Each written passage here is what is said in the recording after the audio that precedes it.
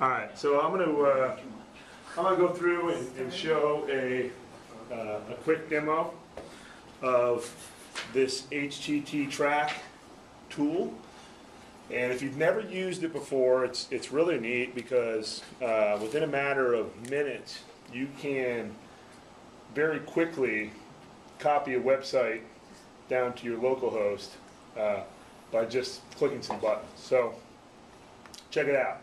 What I'll do is I'll just go and start a new project here. My project's going to be CEH Lab, and the category I'll just say testing, and it'll copy it into my my websites folder here. Of course, I could hit the browse button over here to save it to somewhere else, but that's where I'm going to put it for right now. Now, the web address that I'm going to do is certified. I got to spell it right.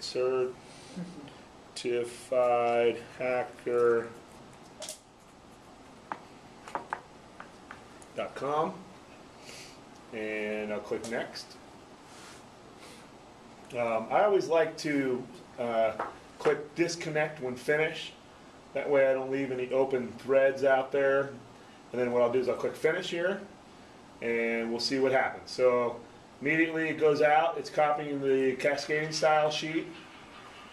You can see that here it's got the bytes that it's taken down, 13 seconds. It's enumerated.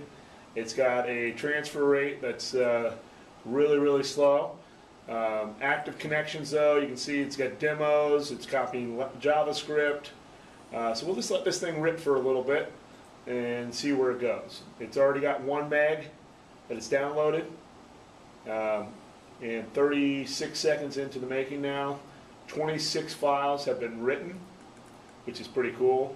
It's threading out to 3 different threads while it goes and tries to gather additional information off the website.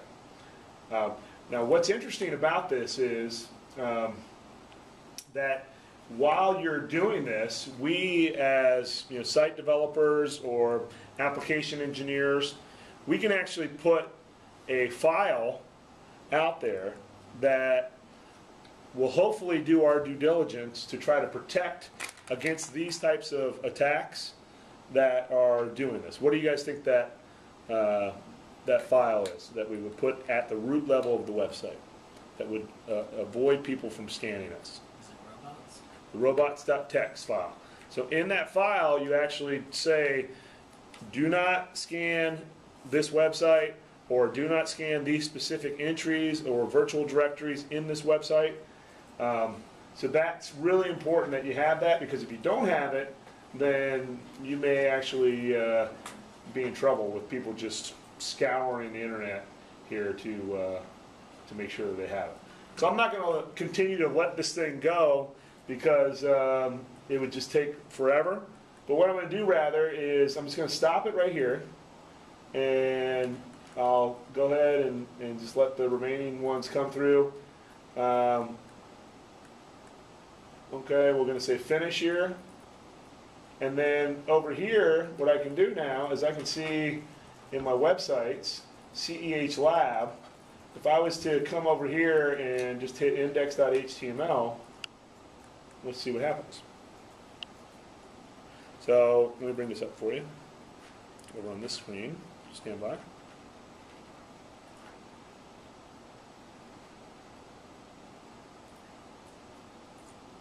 So over here, you can see this is my website, CEH Lab. This is the one that I just copied. Okay, this is the one that I just copied. And then if we came over here and we typed in www.certifiedhacker.com,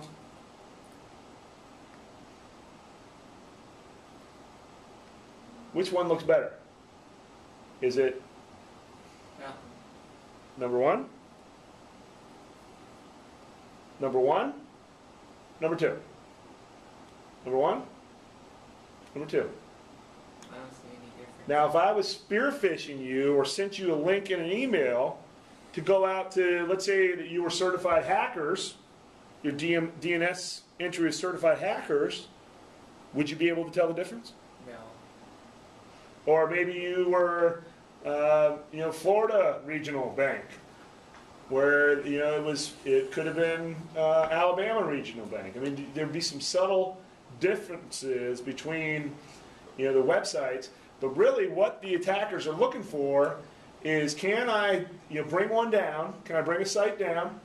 And then as I bring that site down, can I go ahead and see if there's a login? Can I get that person to log in to this website and then redirect that traffic out to the real website? Right? So if I'm hovering over, I see the website right here. Can I get them to put in their credentials, log that, and then redirect them to the new to the real website? Right? If I phish somebody, if I send an email with a link, they click it on my fake and bogus website, I get them to put the credentials in my website and then just redirect them. Chances are that whoever just got compromised would just be like, well, that's weird. I just put in my username and password. Let me do it again on the real website. When now we got it, right? That's usually what you see in the business.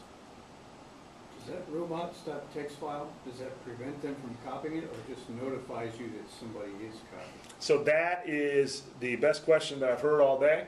So check this out. If you were to, let's just go back in and we'll click next. And I'll just type in some other things here just to get this project going. Check this out. So if you come in here, this particular, one of the cool things about this particular one, or I guess not cool things about this particular tool and a lot of tools out there, is you don't necessarily have to follow the rules. You can come over here and say include links, exclude links. You can, in the spider option right here, it actually will say spider follow robot.txt rules, or don't follow the robot.txt rules. Isn't that nice? Wow. That's awesome. No, that's not nice. No, it's not. It's not at all. That is awesome for us. What's that? That is awesome for us. Yeah. I mean, for anybody that's actually, trying to find the huckleberries out there that are going to click on these links for us. I mean, somebody's doing this type of testing or penetration testing. This is a great tool to be able to use to lickety-split create something and then get people to click on some things. So keep that in mind whenever you're going around and looking at the different tools that are out there. That this one specifically, very, very quickly you can create a carbon copy of a website. Okay, so if you didn't know about that option, would the robots.txt have prevented you from even copying it? Yes. Or would? Okay. And from scanning it, spidering it. So if you have a robots.txt and you put that out there, all the spiders like Google and now Bing and any of the other ones that are out there, they're supposed to follow those robots.txt rules. I have to go. I'll be back in like 30 minutes. I got to turn it back. Okay. Thanks for telling me. Thanks for coming. I'll be back in a little bit. All right. Any questions about that?